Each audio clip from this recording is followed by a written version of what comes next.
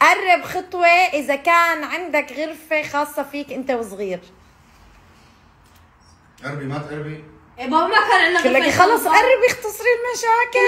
كنا 10 ننام بغرفة واحدة. لك ما اسمها غرفة لك بابا قربي. يعني ما كان عندنا دخل بابا. لك يا قربي خلصي. يا الله بلشت. قرب خطوة إذا كنت تاخذ معك أكل على المدرسة.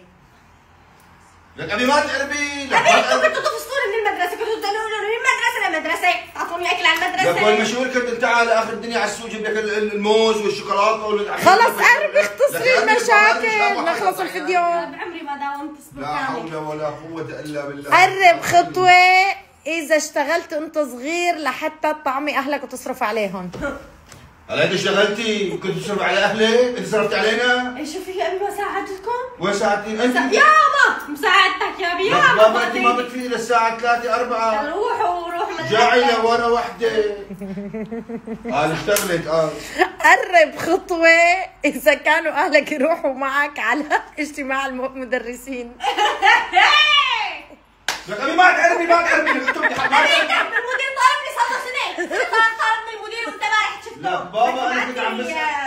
ايش اسمه؟ لا بابا نسيتي لما كنت عم بسأل الناطور تبع المدرسة ما كنت حوالي شي غرفة اسكن فيها قدام المدرسة ما كنت 24 ساعة ساكن بالمدرسة انا. طب خلص قربي اسمعي كلمة أبوكي. استغفر الله كمل. طيب قرب خطوة إذا شي يوم سددت قرض عن أهلك.